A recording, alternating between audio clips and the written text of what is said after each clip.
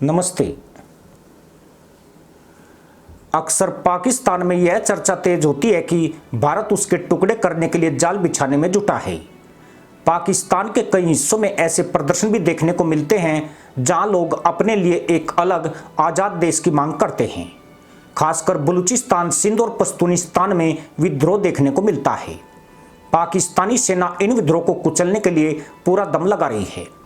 पाकिस्तान ने सीधे तौर पर इसके पीछे भारत का हाथ बताया है।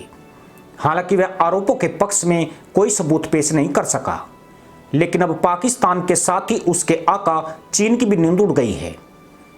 भारत ने डंके की चोट पर अपनी डबल टी पॉलिसी एक्टिवेट कर दी है। सीमा पर तनाव के बीच भारत के इस डबल टी वाले गेम ने ड्रैगन को भी भौचक्का कर दिया है। चीन दशकों से भारत को घेरने की तैयारियों में जुटा है। इसके लिए वह पाकिस्तान का इस्तेमाल भी एक मोहरे के तौर पर करता है। इन दोनों आका गुलाम की भारत से ईर्ष्या जग जाहिर है। दोनों देश ऐसा कोई मौका नहीं छोड़ते हैं जिससे भारत परेशानी में पड़ता है।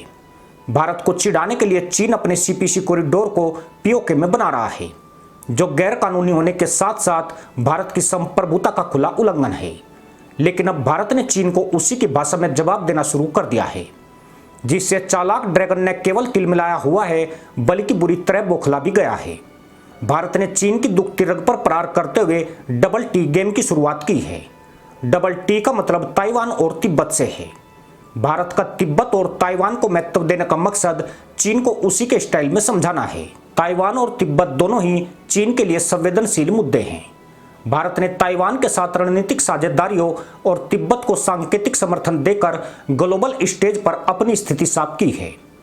यह साफ इशारा है कि भारत अपनी नीतियां किसी सुपर पावर के दबाव में आकर नहीं, राष्ट्र हित के हिसाब से तय करता है।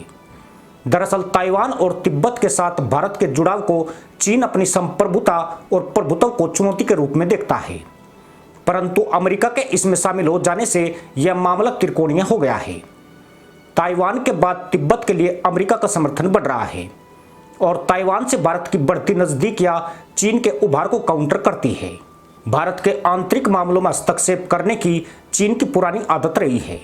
वह समय समय पर भारत को ज्ञान भी बांटता रहता है।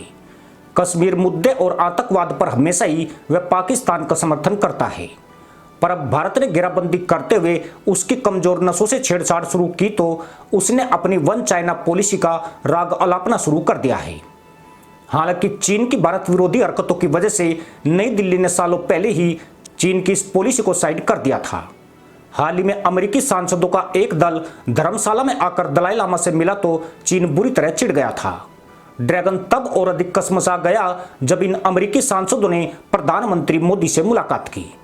चीन के कसमसाने की वजह यही थी कि तिब्बत की निर्वासित सरकार धर्मशाला से चलती है और भारत ने तिब्बतियों को देश में शरण प्रदान की है। चीन को अमेरिकी सांसदों का धर्मशाला दौरा बिल्कुल नहीं भाया।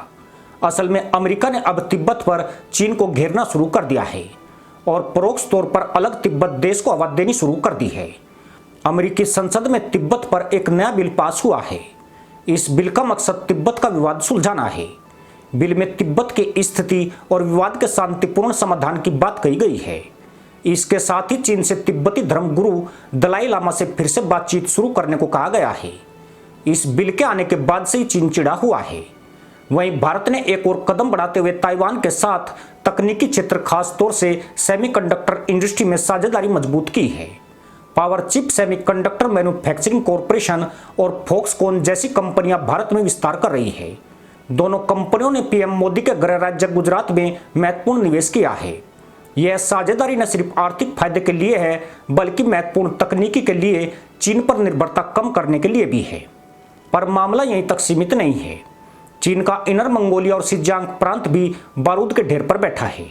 यहाँ उठने वाले विद्रोह को चीन अपनी कठोर नीति से दबाने का प्रयास कर रहा है। अगर तिब्बत में आजादी की मांग तेज होती है तो चीन के कई हिस्सों में अलगाववादी ताकतें अपना मुंह उठाना शुरू कर सकती है। कहने वाले तो यही कहते हैं कि अमेरिका अब चीन से युद्ध नहीं चाहता है, बल्कि वह उसे आंतरिक समस्याओं में फंसाकर उसे तोड़ने और कमजोर करने की रणनीति पर काम कर रहा है। किसी देश को तबाह करने का यह सबसे आसान रास्ता है। यही कारण है कि उसने तिब्बत के अलगाववादियों को समर्थन बढ़ा दिया है और उसके लिए खुशी की बात यही है कि इस मामले में उसे भारत का पूरा साथ मिल रहा है। इसी के साथ अनुमति दोस्तों, जय हिंद, वंदे मातरम।